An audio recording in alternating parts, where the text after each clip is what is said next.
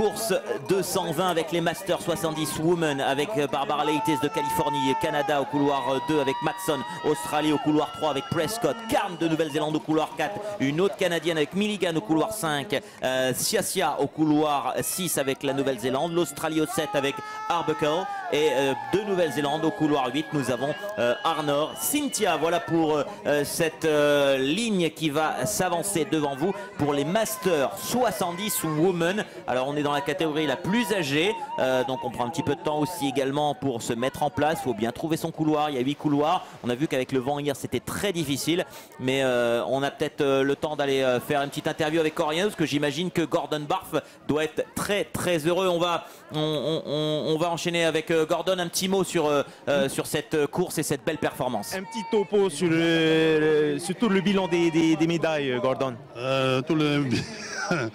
Il y en a tout le monde d'abord, mais là, je ne sais pas comment vous dire, là on a fait 5 médailles d'or sur 6 en V1. Chose extraordinaire, on ne s'attendait pas du tout à cette réussite parce qu'il faut toujours respecter l'adversaire. Depuis hier, nous avons récupéré 25 médailles d'or. On est en avance sur le décompte de près de 5 médailles d'or, plus celle d'aujourd'hui. Là, je ne sais plus, on va essayer de faire le point plus posé d'ici ce soir. En tout cas, tout se passe bien là, super. Tout se passe très bien. Les Néo-Zélandais ont râlé parce qu'il y avait trop de vent. Aujourd'hui, il n'y a pas de vent. Ben, Tahiti continue à bien travailler comme il faut avant, pendant et après. Je crois que chez les Néo-Zélandais, ça cartonne aussi quand même. Hein. Ah, ça cartonne très bien. Je ne sais pas si vous avez vu 2 fois un triplé en podium chez les cadettes, les junior filles. Magnifique. Donc on va bien travailler à partir de maintenant sur les jeunes filles. Voilà. Maruru Meidei. Merci pour ces précisions, Gordon. Merci beaucoup.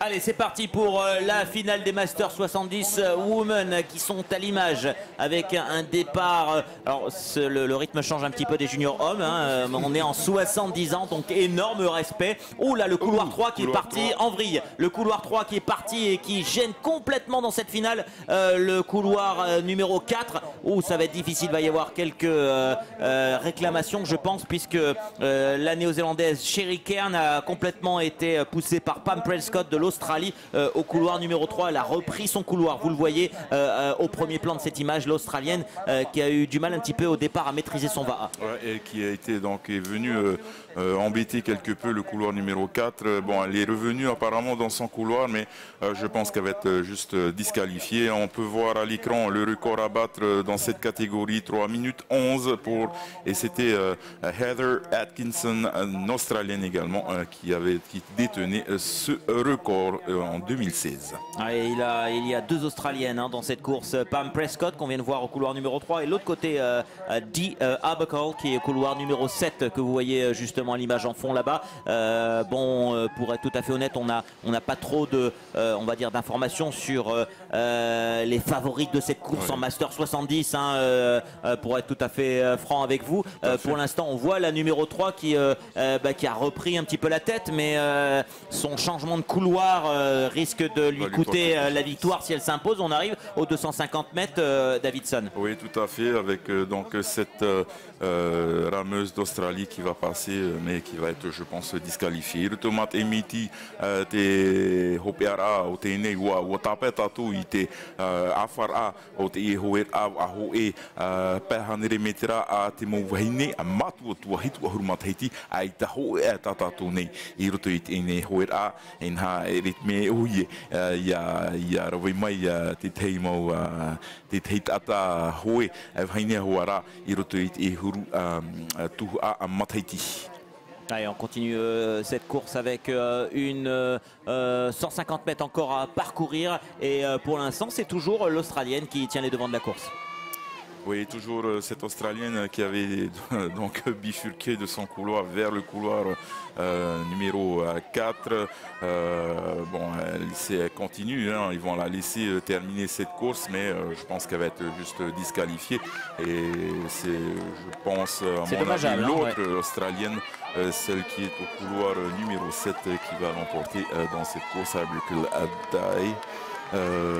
Juste devant la Canadienne. Non, apparemment ce serait la Canadienne qui l'emporterait.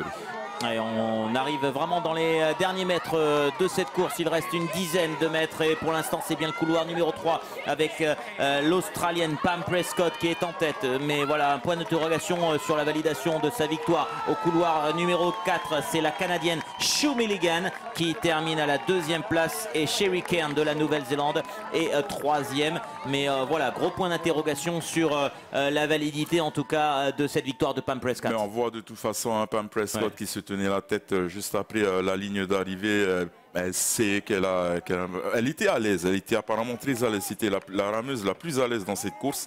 Mais voilà, grosse erreur de sa part que d'être allé donc dans le couloir numéro 4 et embêter la néo-zélandaise.